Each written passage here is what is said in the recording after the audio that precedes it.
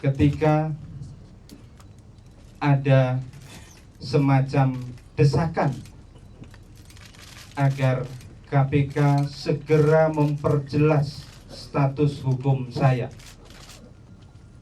Kalau benar katakan benar, kalau salah katakan salah.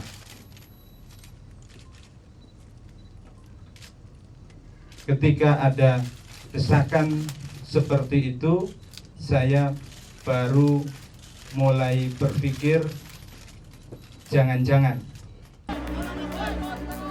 Simpati mengalir, tidak hanya dari pengurus partai, sejumlah tokoh dan ratusan pengacara siap mendampingi Anas.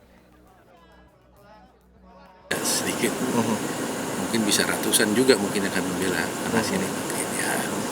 Karena tadi saya tanya teman-teman ya, banyak sekali yang bersimpati ya, yang ingin membela kepentingan Anas ini. Ya terus terang aja kita prihatin sekali lah. Pokoknya yang penting bagi saya terpanggil ini agar semua penegakan hukum yang ada itu harus dijalankan dengan benar. Jangan hukum itu diintervensi.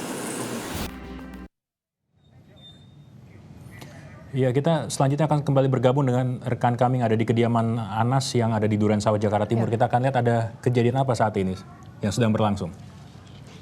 Ini nampaknya adalah penyidik KPK yang saat ini sudah berada di kediaman rumah Anas Urbaningrum di Bilangan Durensawit, Jakarta Timur. Aduh, nyong orang nggak kamera dingin ya. Kita belum tahu maksud kedatangan, tapi nampaknya ada kemungkinan besar berhubungan dengan pernyataan dari Ketua KPK sebelumnya, Abraham Samad.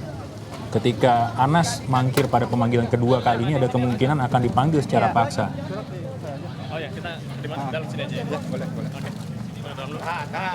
Memang salah satu konsekuensi yang akan dihadapi oleh Anas Urbaningrum adalah menghadapi pemanggilan paksa dari KPK setelah 2 kali mangkir dari pemanggilan yang sudah dijadwalkan sebelumnya ya. Ya, dan KPK untuk kali ini juga bernada agak keras karena juga menyertai dengan ancaman akan menyertai pemanggilan paksa ini dengan penahanan terhadap Anas Urbaningrum.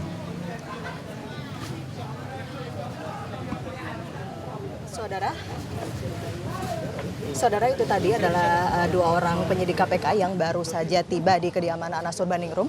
Dan ketika kami konfirmasi untuk kepentingan apa mereka datang kemari, dari penyidik KPK ini menyatakan bahwa mereka diperintahkan untuk mengantarkan sebuah surat panggilan kembali kepada Anas Urbaningrum untuk datang memenuhi panggilan KPK. Surat ini nantinya akan diberikan kepada Anas Urbaningrum dan terhitung adalah merupakan surat panggilan yang kedua ketika kami konfirmasi kepada penyidik KPK tadi.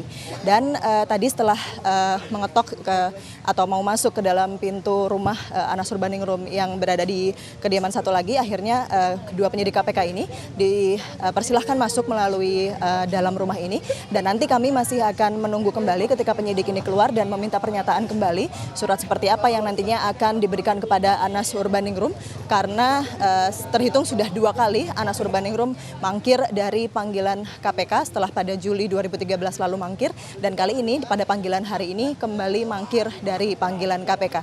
Untuk sementara kembali kepada Anda, Denta dan Teguh di studio. Iya, Pungki kembali melaporkan lagi dari kediaman Anas di Durensawit, Jakarta Timur. Kita lihat bagaimana ada penyidik KPK juga sudah hadir di sana untuk menyampaikan surat dari KPK terkait dengan pemanggilan Anas. Dan berikutnya kami juga ingin menyampaikan kepada Anda tentunya apa sebenarnya alasan Anas Urbaningrum tidak memenuhi panggilan KPK hari ini. Adakah alasan jelas atau Anas tengah berusaha mengulur waktu? Langsung kita tanyakan kepada salah satu kuasa hukum Anas Urbaningrum, Karel Tikwalu, yang saat ini berada di gedung KPK Jakarta. Selamat sore Pak Karel. Selamat sore. Iya Pak Karel, apa sebenarnya alasan seorang Anas Urbaningrum kembali mangkir setelah 2 kali pemanggilan dan sampai akhirnya harus penyidik KPK sengaja datang ke rumah Anas beberapa saat lalu? Ya, jadi begini ya. Sekali lagi saya mau tegaskan, Mas Anas ini tidak mangkir ya. Mas Anas ini hadir. Mas Anas ini siap menghadiri panggilan KPK. Namun sekali lagi, yang tidak mau Mas Anas hadir adalah KPK sendiri, yaitu dengan membuat surat panggilan yang tidak jelas, membuat surat panggilan dengan kata-kata proyek-proyek lainnya. Itu yang membuat Mas Anas tidak dikehendaki kehadirannya oleh KPK. Jangan dibalik opininya ya, bukan Mas Anas yang tidak mau hadir, tapi KPK yang tidak menghendaki Mas Anas hadir. Bagaimana Begitu. jika Anas Urbaningrum justru meminta kejelasan tentang apakah yang dimaksud dengan proyek-proyek lain itu dengan hadir memenuhi panggilan?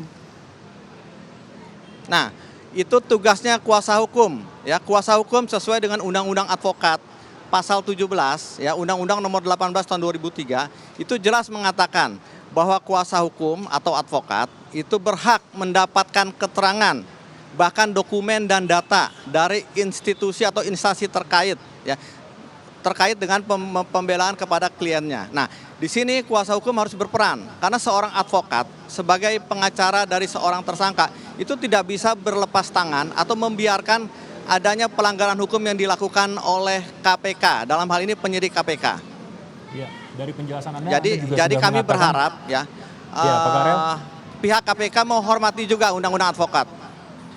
Pak Ya. Karel, dari penjelasan Anda tadi Anda menyebutkan bagaimana keberatan juga datang dari kata-kata yang menyebutkan proyek lain. Jika kata ini direvisi pada pemanggilan berikutnya, apakah itu juga arti kita akan melihat Anas Urbaningrum datang ke gedung KPK untuk memenuhi panggilan? Ya, tentu ya. Sekarang pun saya di KPK ini lagi menunggu revisi panggilan itu. Kalau revisi itu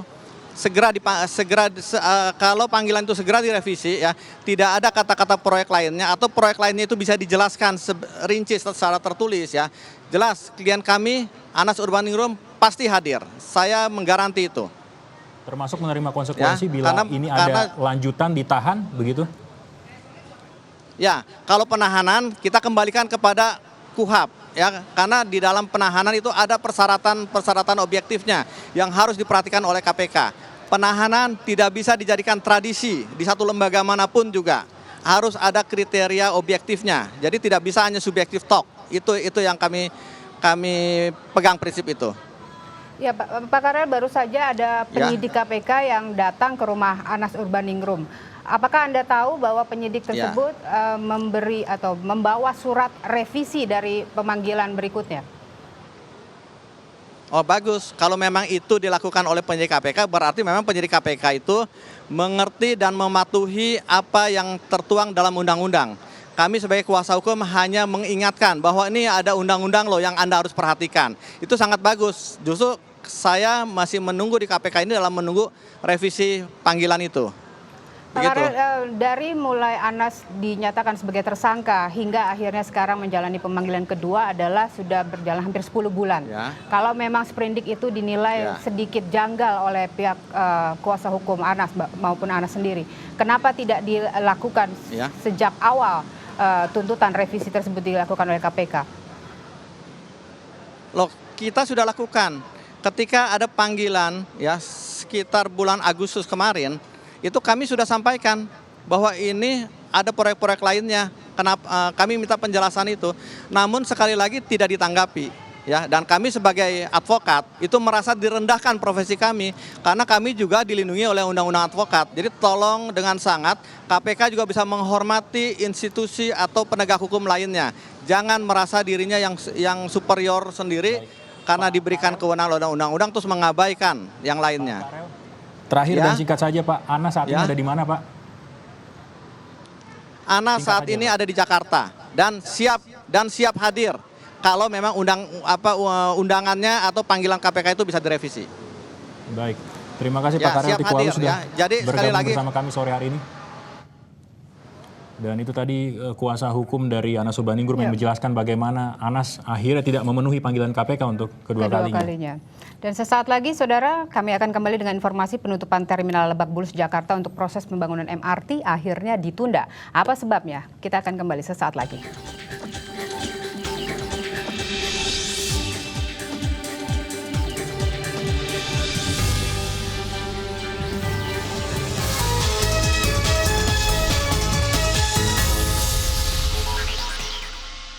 Selalu kuawali hariku dengan Fatigon Spirit, multivitamin untuk stamina sehari penuh agar terus dan semakin produktif. Buktikan spiritmu. Waspada, pemicu radikal bebas. Kini hadir Entrasol, susu dengan antioksidan dengan profit formula. Bantu penuhi kebutuhan antioksidan. Entrasol, susu dengan antioksidan. Tokyo Land is the leading comprehensive real estate corporate group in Japan with an extensive network. Starting in December 2012, with the establishment of Tokyo Land Indonesia, Tokyo Land will tackle several new challenges. Through its efforts in condominium development and property management, Tokyo Land Indonesia will approach business with an eye toward contributing to the future of this community.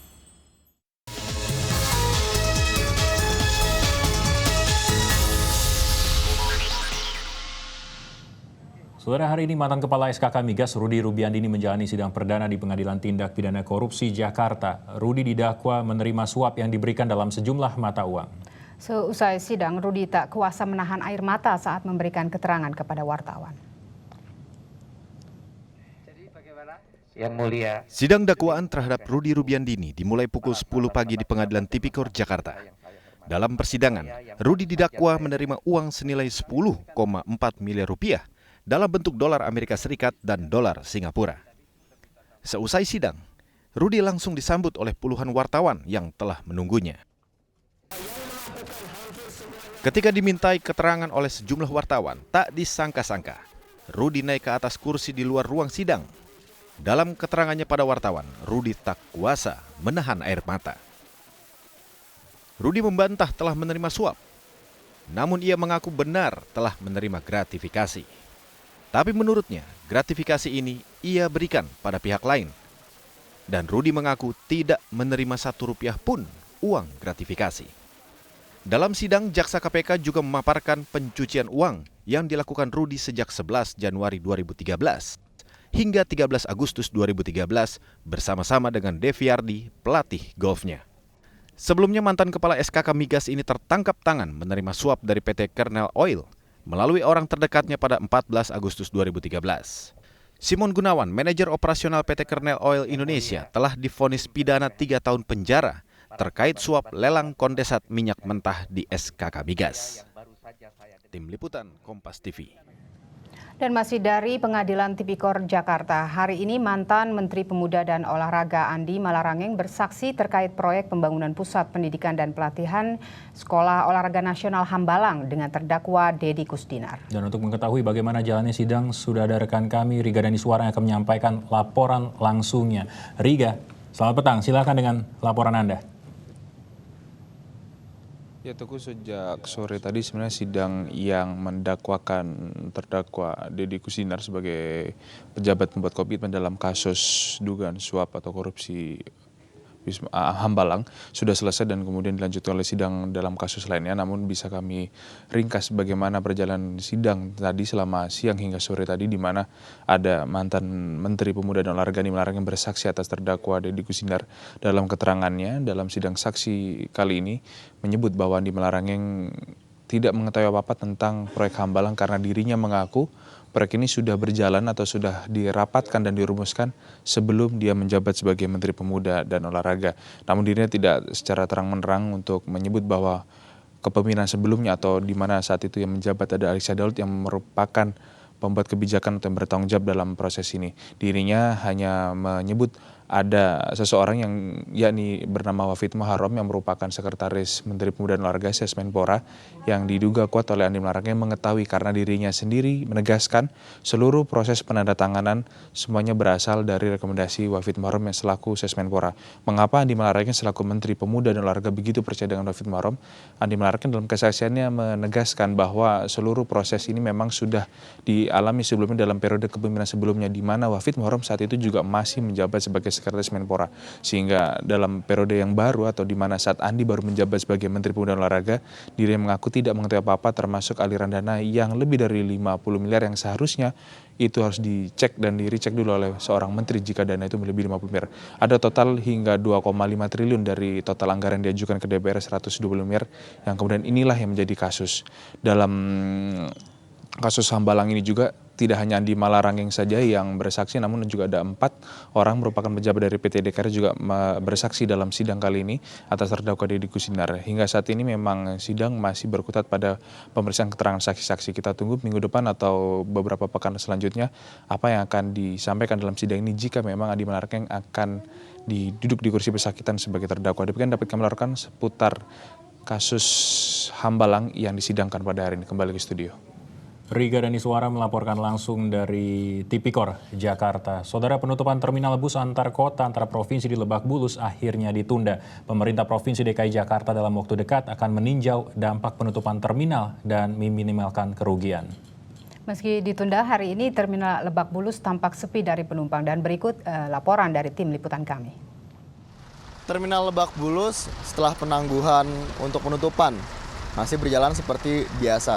Tetapi jika dilihat dari jumlah penumpang hari ini, tepatnya tanggal 7 Januari, sore ini kita bisa lihat jumlah penumpang hampir berkurang setengahnya karena tidak ada informasi yang diberikan dari pihak terminal terkait penangguhan penutupan terminal Lebak Bulus. Sejak dari pagi hingga sore ini jumlah penumpang mencapai angka 700 penumpang.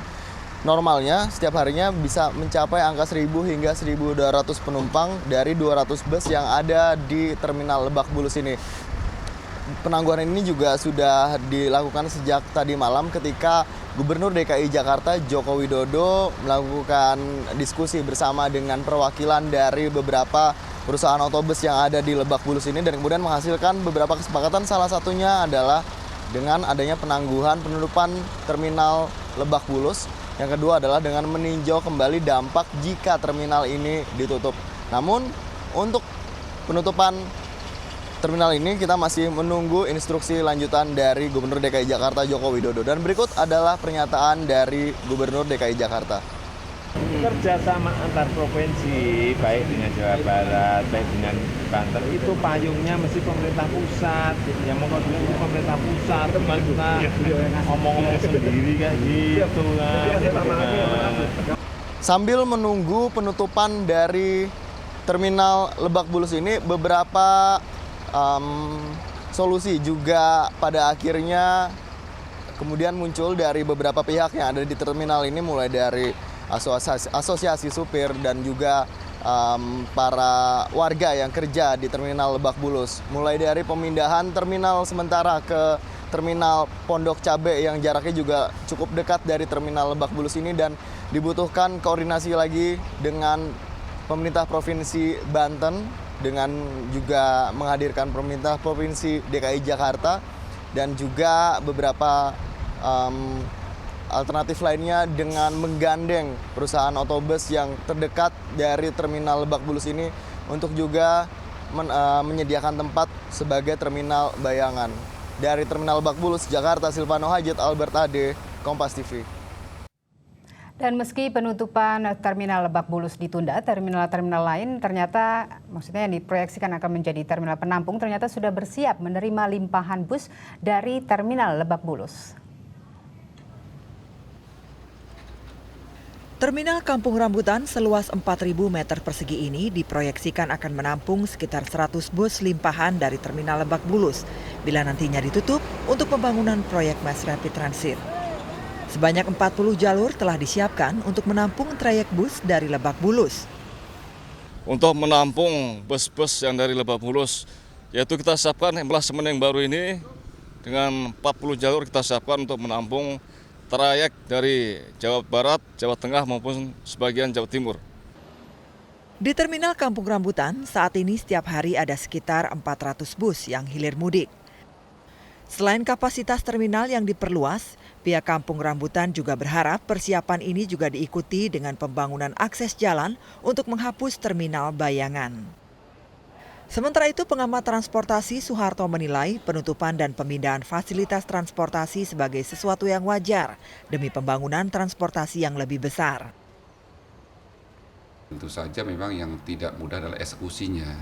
Memang ketika sudah pelaksanaan, saya bisa memahami ya, ketika eksekusi ada beberapa hal yang harus tanda petik dikorbankan dalam rangka untuk menjalankan satu desain ya, satu grand design yang lebih baik, yang lebih besar. Jadi kalau ada beberapa sarana yang selama ini sudah ada lalu dibongkar yang barangkali secara perencanaan sudah tidak sepadan atau sudah tidak sesuai lagi, itu saya kira hal yang ya lumrah saja, hal yang wajar untuk hal yang lebih baik, yang lebih besar gitu.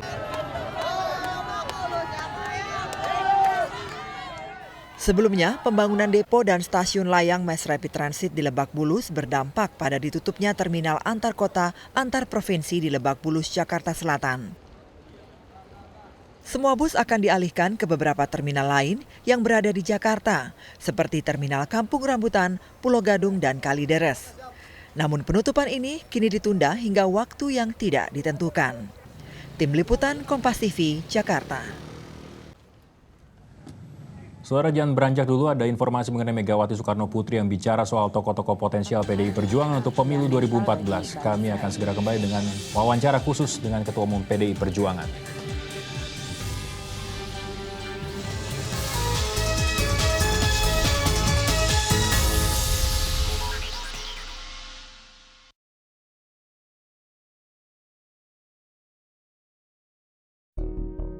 Memoir, episode Teguh Karya. Selasa 7 Januari pukul 20. Kompas TV, Inspirasi Indonesia. Selalu kuawali hariku dengan Fatigon Spirit, multivitamin untuk stamina sehari penuh agar terus dan semakin produktif. Buktikan spiritmu. Waspada, pemicu radikal bebas. Kini hadir Entrasol, susu dengan antioksidan dengan profit formula. Bantu penuhi kebutuhan antioksidan. Entrasol, susu dengan antioksidan.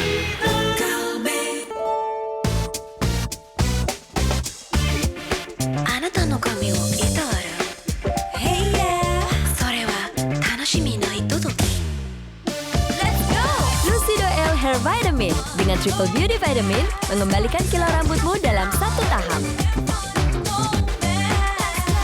Rambut jadi bersinar, lembut, dan lembab. Lucido L Hair Vitamin, shiny, smooth, moist, mantap. Musim kedua akhirnya datang juga. Kita selanjutnya, bola baru. Setiap daerah punya cerita seru berbeda-beda. Ini boleh dibilang adalah terluas nomor 2 setelah yang ada di Yunani. Kisah para petualang kembali siap menghentak setiap pekan Anda. 100 hari keliling Indonesia Season 2. Kompas TV, Inspirasi Indonesia.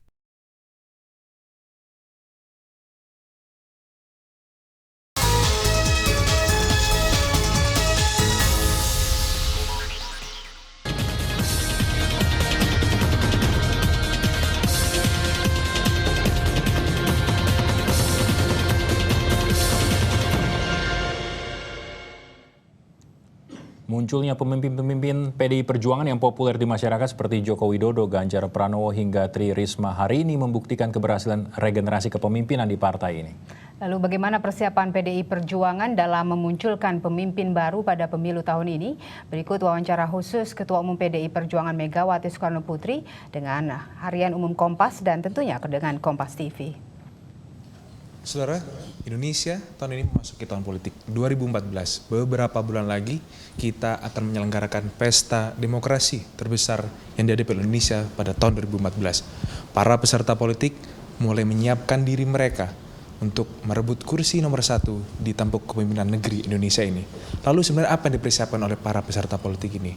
Bagaimana yang diupayakan oleh partai politik untuk mencapai kekuasaan tertinggi? Untuk tentunya memberikan warna baru bagi perubahan negeri kita, Indonesia. Dan saat ini saya bersama dengan rekan saya, Pak Suta Dharma Saputra, merupakan Kepala Des Politik Kompas yang akan mengajak Anda untuk berbincang-bincang, ngobrol bareng dengan Ketua Umum Partai Demokrasi Indonesia Perjuangan PDIP, Ibu Megawati Soekarno Putri. Kira-kira Bu, apa sebenarnya yang menjadi permasalahan paling fundamental tahun ini atau beberapa tahun ke belakang lah Ibu, menurut Ibu Mega? Satu hal yang sangat fundamental bagi bangsa Indonesia sekarang ini, yang paling utama sebenarnya, mereka kehilangan jejak, yaitu jejak sejarah. Mengapa saya bisa mengatakan seperti itu? Karena banyak sekali kalau saya bertemu dengan anak muda, mereka sepertinya tidak mau tahu, ataupun karena mereka tidak diajarkan dengan baik, seperti apa sejarah bangsa Indonesia ini, sehingga tidak bisa memberikan sebuah jawaban yang menurut saya runtut dan berbobot.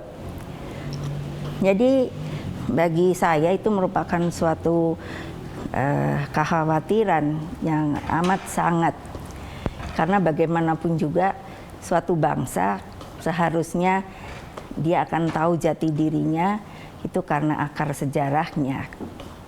Nah Ibu, bicara soal jejak sejarah tadi Bu, karena kita sekarang memasuki tahun pemilu dan Ibu merupakan saksi sejarah bagaimana perjalanan demokrasi Indonesia ini dari awal sampai sekarang. Ya, kita bisa dalam artian menata seharusnya, tetapi karena saya tadi katakan nuansanya itu lebih euforia, karena bayangkan ya setelah berapa, 33 tahun istilahnya orang ngomong tuh nggak boleh, sehingga uang jatuh pun rasanya gaungnya itu sampai begitu besar. Nah setelah itu terus tiba-tiba sepertinya lepas. Tidak ada sebuah persiapan pada waktu itu bahwa sebenarnya ketika kita masuk ke dalam reformasi ini, maka kita sudah mengerti apa yang harus kita lakukan dan juga harus kita pikirkan. Ketika mengadakan sidang-sidang di MPR, itu sebenarnya yang saya merasa bahwa ketika semuanya menginginkan, padahal menurut saya pada waktu itu boleh saja yang namanya Undang-Undang Dasar kita itu diamandemen. Tetapi kan juga pada waktu kita mengatakan boleh saja diamandemen, seharusnya kan sudah terfikirkan amandemennya itu lalu seperti apa, pasal-pasalnya lalu seperti apa. Sehingga memang sangat kelihatan sekali kalau kita katakan tadi, atau saya katakan bagaimana kita sebenarnya juga harus koreksi diri. 4 kali yang saya sebetulnya sudah katakan, coba tolong pada fraksi saya bisa enggak ditahan. 1 kali saja itu sebenarnya sudah luar biasa. Mari kita hitung dengan baik. Dari pasal-pasal yang sudah diamandemen, berapa pasalkah yang sudah sebenarnya diimplementasikan dengan baik? Nah Ibu, satu hal yang saya ingin tanyakan juga, yang sekarang ini menjadi dalam tanda kutip tantangan bagi partai politik adalah persoalan korupsi. Banyak juga partai politik suaranya jatuh ketika korupsi marak. Banyak juga politisi jatuh juga karena korupsi. Bagaimana Ibu memandang persoalan ini? Saya dari dulu memang tidak setuju masalah korupsi. Jelek-jelek juga saya loh yang bikin KPK, yang bikin Mahkamah Konstitusi. Dan makanya betapa saya merasa sangat terpukul ketika saya melihat keadaan MK seperti itu. Dan kebetulan kok ya saya juga ya bagian yang kena di Bali itu. Saya jengkel sekali loh. Dan ini sama sekali tidak ada orang yang Dan ada satu kalimat, saya tahu yang dimaksud Jokowi. Itu adalah kalimat jawaban Mega saat disinggung siapa sosok yang tengah bersinar di PDI Perjuangan. Iya, untuk itu jangan kemana-mana dulu saudara, karena Anda akan kembali menyimak lanjutan dialog Kompas Petang bersama Ketua Umum PDI Perjuangan Megawati Soekarno Putri sesaat lagi.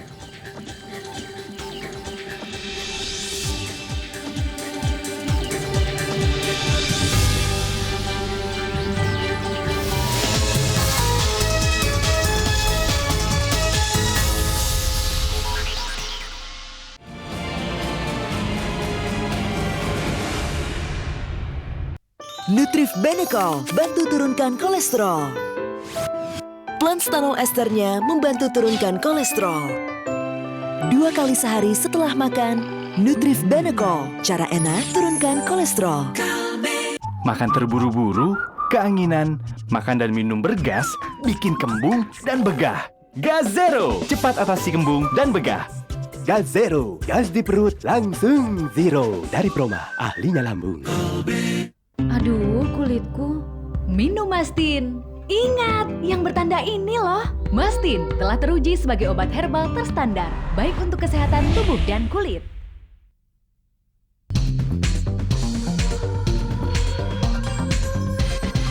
Kulit manggis, ya Mastin. Mastin, good. Kulit manggis, ya Mastin. Mastin, good. Kulit manggis, ya Mastin. Mastin, good. Dunia olahraga selalu ada sisi menarik di dalamnya.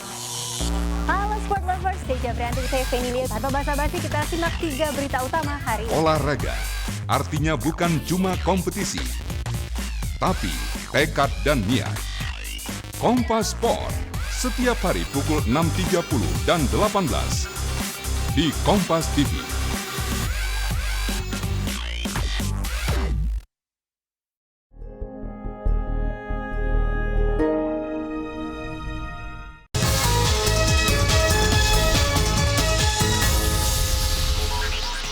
Kembali bersama kami untuk berbincang lebih banyak dengan Ketua Umum PDI Perjuangan Megawati Soekarnoputri. Saya masih ditemani oleh Kepala Des Politik Kompas, Mas Suta Dharma Saputra. Untuk membahas sekarang konteksnya tadi saya sebut yang diomongkan oleh Ibu Megawati adalah regenerasi. Dan kita sudah ketahui banyak bahwa banyak sekali pemimpin-pemimpin muda. Ada Ibu Trisma hari ini di Surabaya, kemudian ada Ganjar di Jawa Tengah. Yang terakhir mungkin sangat fenomenal, mungkin adalah yang sering diangkut sama Ibu kemana-mana, yang disuruh makan banyak nih, Joko Widodo nih Bu. Nah resepnya Bu, terutama dalam loyalitas mungkin Bu ya, ini kan susah mungkin di era sekarang menjaga bagaimana kader-kader partai itu memiliki loyalitas yang tinggi terhadap partainya. Mereka bilang dari berapa, sebagian besarnya itu adalah PDI Perjuangan. Ya saya mengatakan, mereka kan bilang ini kan karena akibat ibu. Bukan, saya hanya memberi jalan pada kalian, saya memberi ruang, saya mengajar pada kalian. Tapi hasilnya, berhasilnya itu adalah pada kalian sendiri. Mau jatuh, mau naik, itu semua ada pada kalian sendiri. Itu yang seharusnya terus-menerus diberikan kepada anak-anak muda kita. Kalau kita pergi ke kampung-kampung, ke desa-desa, banyak loh. Tapi mana ya? Nggak ada loh yang mencoba meraih mereka. Anak-anak pintar, yang IQ-nya tinggi. Dan itu akan segera bisa terlihat. Tapi tidak ada jalan untuk atau ruang kesempatan karena mereka tidak punya uang. Apakah Ibu yakin di pemilu 2014 ini justru akan menuai hasilnya Bu yang gemilang? Karena dari berbagai macam survei PDIP justru menunjukkan lonjakan yang besar. Kita mempersiapkan diri dan bukan suatu hal yang mudah. Kongres pertama mengharuskan kita ada yang diharuskan begini-begini. Sebagai ketua umum saya menjalankan yang tahap kedua. Jadi pada waktu yang pertama itu konsolidasi dari struktur partai. Karena pada waktu itu kan morat-marit akibat kami dianggap sebagai yang mengancam pemerintahan Orde Baru. Wah, struktur itu belang-belonteng begitu. Itu harus disusun dengan rapi, berhasil. Kongres kedua itu meminta supaya jadi dibuatlah secara organisasi sehingga kami kan mempunyai sayap lalu dan sebagainya. Lalu yang tadinya asal orang dimasukkan saja, mulailah itu dilihat betul-betul kebutuhannya sehingga di setiap daerah itu jumlahnya tidak sama. Nah, yang berikutnya ketiga itu adalah konsolidasi SDM sampai sekarang dan itu yang tersulit. Karena saya bilang rambut sama hitam pikiran orang belum tentu sama. Nah, itulah yang membuat maka setelah kita melakukan untuk terjun di eksekutif ataupun di legislatif itu ya alhamdulillah sampai hari ini kami leading. Yang ternyata itu kan keputusan dari DPC itu ya. Kita merujuklah ke satu orang mungkin tidak hanya di PDIP saja diperbincangkan, bahkan di masyarakat luas pun sudah memperbincangkan sosok ini, figur ini ya. Yang ternyata dalam setiap harinya beberapa kali kami melihat Ibu membawa, muji bahkan sering gitu kan. Apa ini mungkin disiapkan jadi utusan dari PDIP? Mungkin nggak Bu? Nah, kalau urusan saya tahu yang dimaksud itu kan Jokowi. Loh nanti dulu Makanya menurut saya itu semua adalah kalkulasi saya. Karena apa? Sebagai ketua umum partai, saya ini mendapat hak prerogatif. Apa hak prerogatif? Bahwa saya dapat memutuskan tanpa rapat untuk suatu hal yang sangat urgent. Nah, di dalam hal ini, meskipun Rakernas 3 sudah menyatakan bahwa untuk menyebut nama itu nanti sampai ada hasil dari 9 April. Tetapi juga harus diingat, saya adalah ketua umum yang juga sudah diserahi tugas untuk nanti menyebutnya dan juga saya punya hak prerogatif. Artiannya bahwa bisa saja suatu waktu kalau saya melihat situasionalnya sangat membutuhkan, ya bisa saya sebut. Tetapi siapa? Tidak, siapa saja. Bu Megawati, Ketua Umum PDI Perjuangan, terima kasih waktunya bersama teman-teman di Kompas untuk membincangkan banyak hal dari masa bagaimana beliau memimpin sebagai presiden sampai kemudian akan melanjutkan kepemimpinan di tahun 2014. Kita berharap obrolan kita ini bisa membawa visi yang bagus bagi bangsa ke depannya, Bu. Setiap ucapan-ucapan dari Bu Megawati mungkin pasti akan ada sisi positif yang bisa diambil oleh masyarakat banyak. Kita berharap seperti itu. Terima kasih Bu Megawati, Ketua Umum PDI Perjuangan. Saudara, pemilu 2014 semakin dekat. Para peserta pun mulai bersaing ketat. Bahkan tidak menutup kemungkinan mereka akan saling sikat untuk menjadi yang terhebat. Lalu siapa yang menjadi pilihan rakyat? Kita berharap merekalah yang terbaik. Kami masih punya kabar baik bagi Anda penggila sepak bola. Ada trofi Piala Dunia yang kini berada di Jakarta. Jangan terlewat informasinya usai jeda berikut ini.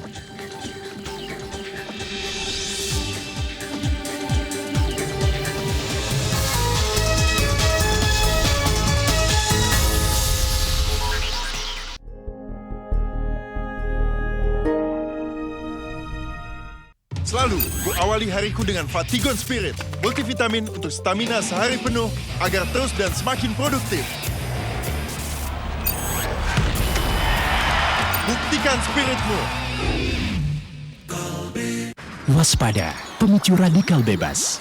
Kini hadir Entrasol, susu dengan antioksidan dengan profit formula. Bantu penuhi kebutuhan antioksidan. Entrasol, susu dengan antioksidan. Bawah pengawasan mutu yang sangat ketat, berkhasiat memelihara kesehatan tubuh. Mastin. Good. Mastin. Good. Di bawah pengawasan mutu yang sangat ketat, berkhasiat memelihara kesehatan tubuh. Mastin. Good. Mastin. Good. Putuskan pilihanmu. Siapa orang di sekitarmu yang paling pintar? Halo, saya Nino Fernandes dan inilah Smart Face. Are you smart enough? Ada waktu sebentar? I'm just gonna ask one. Bersama Nino Fernandes, saksikan Smart Face. Betul, Pak. Mulai 13 Januari, setiap Senin hingga Jumat pukul 18.30. Kompas TV, Inspirasi Indonesia.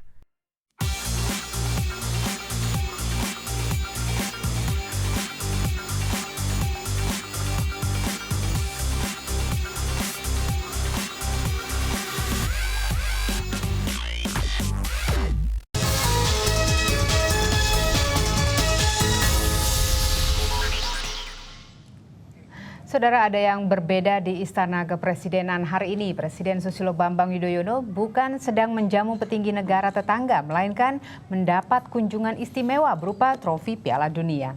Trofi Piala Dunia ini kembali mengunjungi Indonesia untuk ketiga kalinya. Datang bersama sejumlah delegasi FIFA, trofi berlapis emas 18 karat ini dihadirkan di halaman kantor Presiden.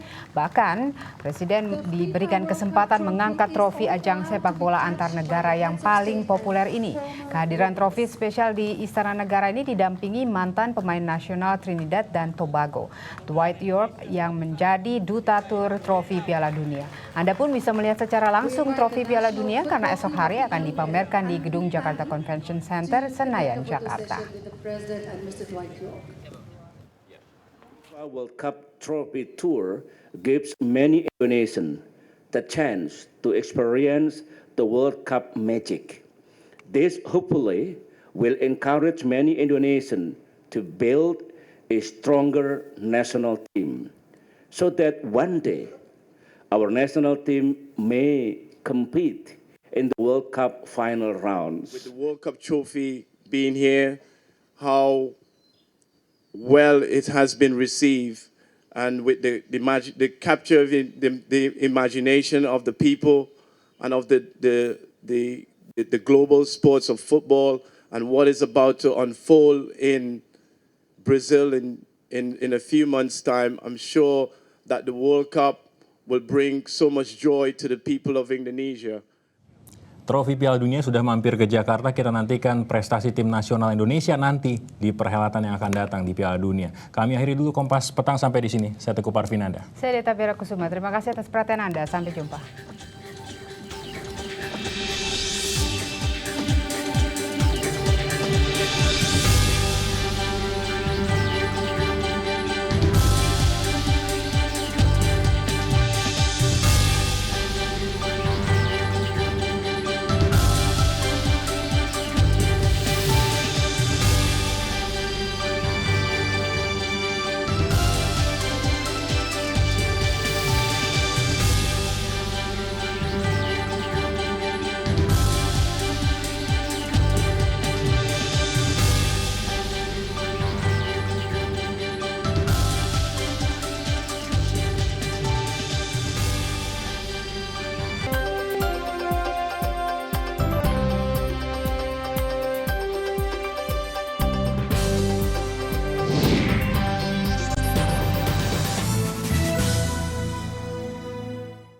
Sahabat keluarga Indonesia, kembali kami hadir dalam program yang memberikan informasi tentang ekonomi, bisnis, perbankan, serta gaya hidup yang disajikan secara lengkap dalam Zona BTN.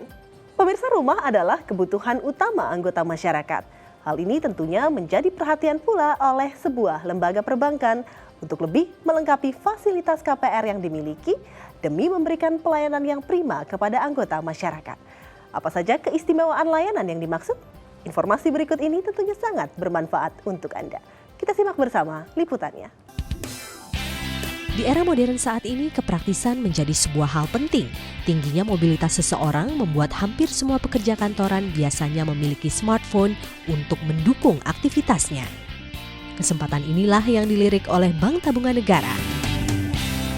Bank Tabungan Negara yang selalu memberikan layanan yang prima kepada nasabah setianya bekerja sama dengan Telkom Indonesia untuk memberikan layanan KPR digital.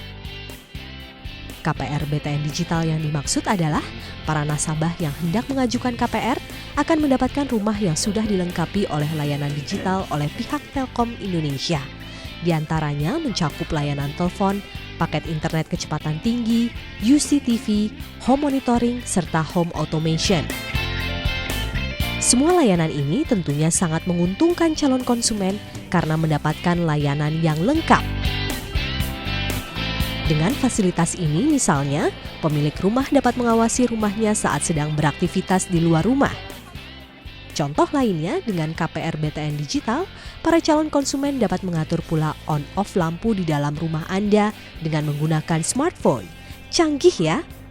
Canggih ya? Sahabat keluarga Indonesia, yang pasti Anda ingin tahu pula tentang detailnya KPR BTN Digital ini ya. Segeralah sahabat keluarga Indonesia menggunakan produk KPR BTN Digital Bank Tabungan Negara. Bank Tabungan Negara bukan hanya menawarkan kredit pemilikan rumah, serta tentunya membantu sahabat keluarga Indonesia untuk memiliki rumah idaman. Khusus di era serba digital seperti sekarang ini, Bank Tabungan Negara juga menyediakan produk layanan KPR BTN Digital. KPR BTN Digital yang dimaksud yakni para nasabah setia akan mendapatkan rumah yang dilengkapi dengan layanan digital yang sangat baik. Demi memberikan layanan yang semakin prima kepada para nasabahnya, untuk produk KPR BTN Digital ini, Bank Tabungan Negara bekerja sama dengan pihak Telkom Indonesia. Baik sahabat keluarga Indonesia, saat ini saya sudah bersama dengan Kepala Cabang Bank Tabungan Negara, Cabang Harmoni, Pak Tamrin. Dan saya akan mengajak Anda untuk berbincang dengan Pak Tamrin. Pak Tamrin, ada layanan baru yang diluncurkan BTN, yaitu KPR Digital. Apa sebenarnya KPR Digital ini, Pak? KPR Digital ini adalah KPR yang ada penambahan fitur dari layanan Telkom, ini satu bentuk kerjasama dengan Telkom ya, namanya layanan Telkom IndiHome. Kalau kita bicara soal manfaat itu, Pak, apa manfaatnya? Jadi KPR Digital IndiHome ini tidak hanya kepada yang peminat untuk KPR BTN, tapi walk-in customer juga bisa mendaftar untuk layanan KPR Digital ini. Manfaatnya dia bisa dapat paket telepon di rumah, kemudian paket speedy ya, yang hobi internet juga bisa, dan paket konten-konten lainnya, misalnya home monitoring juga bisa, ya bisa TV kabel bisa, kemudian juga layanan wifi otomatis ya, yang suka internet kan itu ada di layanan KPR Digital ini. Nah sebelumnya kan BTN juga sudah memiliki KPR. Ya.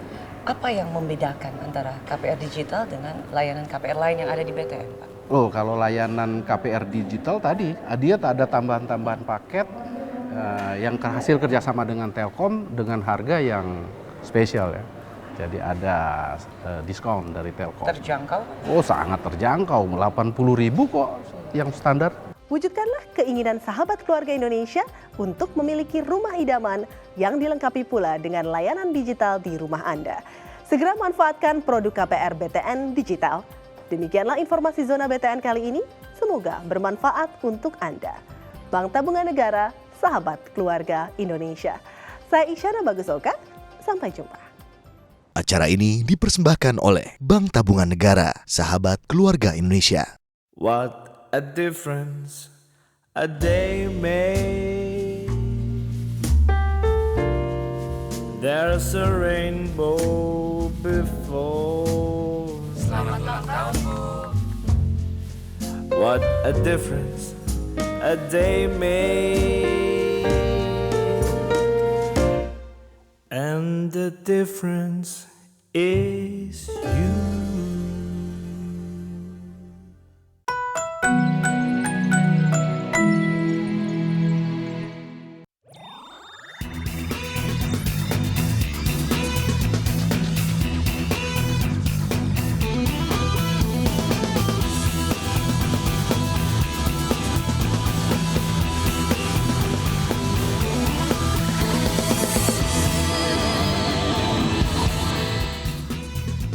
Halo Sport Lovers, kembali lagi saya Venilia akan menyajikan sejumlah informasi dari dunia olahraga dalam Kompas Sport Petang. Dan berikut ini merupakan 3 berita utama kami hari ini. Real Madrid, Arema Kronus imbangi Hamburger SV di laga persahabatan.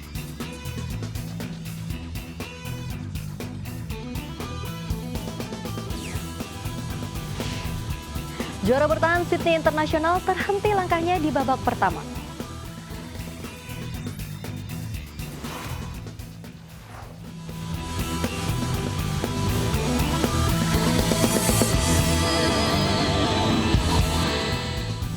Langsung saja kita ke La Liga Spanyol, Sport Lovers. Menjadi algojo 3 gol di gawang Celta Vigo di Santiago Bernabeu, Cristiano Ronaldo dan Karim Benzema membuka tahun 2014 dengan hasil yakin bagi Real Madrid. Ronaldo yang baru kembali dari cedera menandai comeback-nya dan membukukan 400 gol sepanjang karirnya. Laga perdana Real Madrid di gawang Diego Lopez yang hampir dibobol Charles yang lolos dari jebakan offside. Hampir dipermalukan jauh di atas mistar gawang.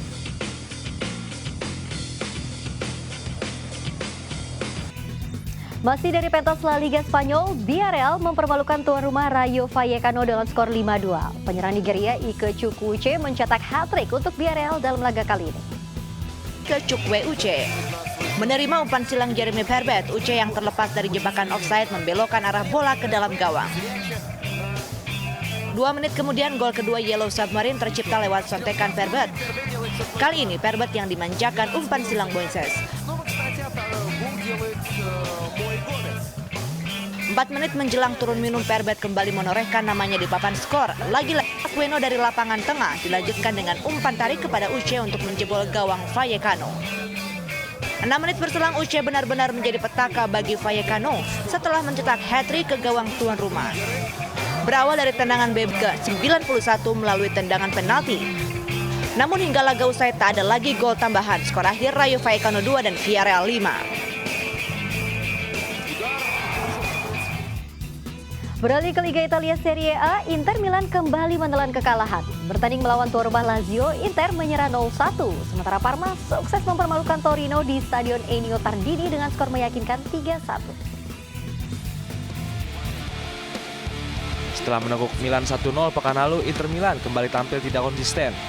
Melawan tuan rumah Lazio Senin dini hari, Inter Milan menyerah 1-0. Gol tunggal Lazio dicetak Miroslav Klose di menit 81 memanfaatkan umpan Antonio Candreva. Hasil ini membuat Inter turun ke peringkat 6 klasemen Liga Italia.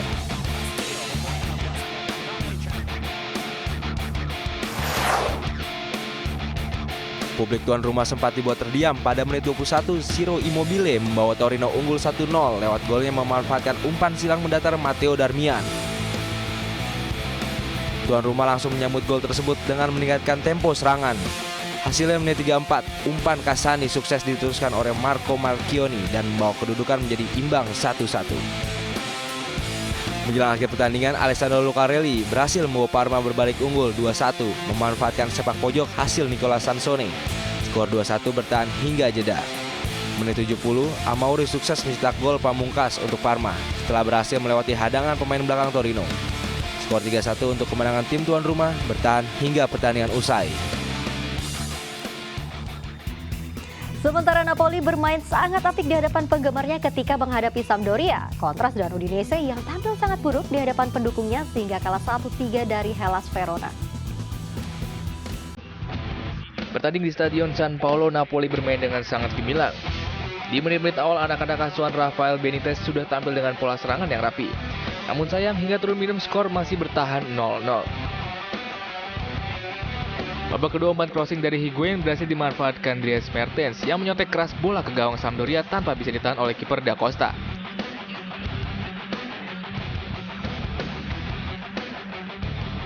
Pada menit ke-62, Napoli menggandakan keunggulan.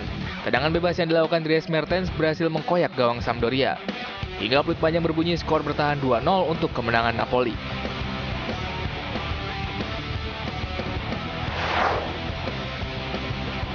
Lain halnya dengan Udinese, tim posisi ke-13 Serie A ini harus takluk oleh Verona 3-1. Gol cepat tercipta pada menit ke-8. Tendangan keras Luca Toni masih terlalu keras untuk penjaga gawang Udinese.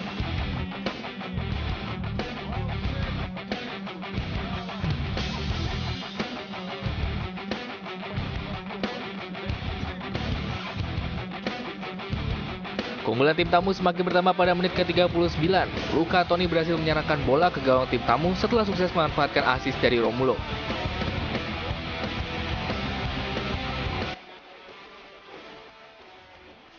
Tidak mau tertinggal lebih jauh, anak-anak asuh Guidolin berhasil memperkecil ketertinggalan. Sotekan keras Roberto Pereira masih terlalu keras untuk kiper tim tamu. Hingga turun minum, skor masih bertahan 2-1.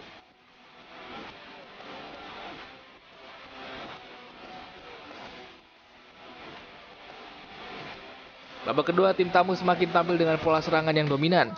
Juan Manuel Iturbe sukses memetik poin setelah berhasil mengkelabui 2 bek lawan. Hingga peluit panjang berbunyi, skor bertahan 3-1 untuk kemenangan Verona. Sport lovers, Ricardo Kakak menjadi pemain bintang saat AC Milan mengalahkan Atalanta 3-0. Selain mencetak 2 gol, Kakak juga merayakan gol ke-100-nya bersama Rossoneri.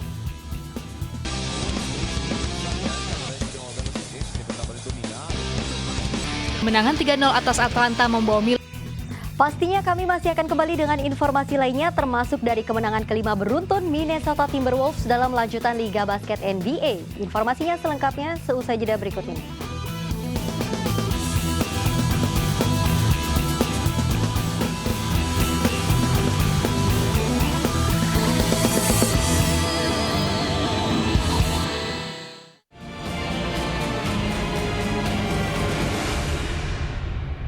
Aduh, kulitku.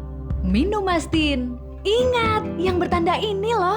Mastin telah teruji sebagai obat herbal terstandar, baik untuk kesehatan tubuh dan kulit.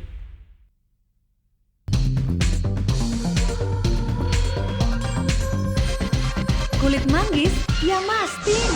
Mastin, good. Kulit manggis, ya Mastin. Mastin, good. Kulit manggis, ya Mastin. Mastin, good.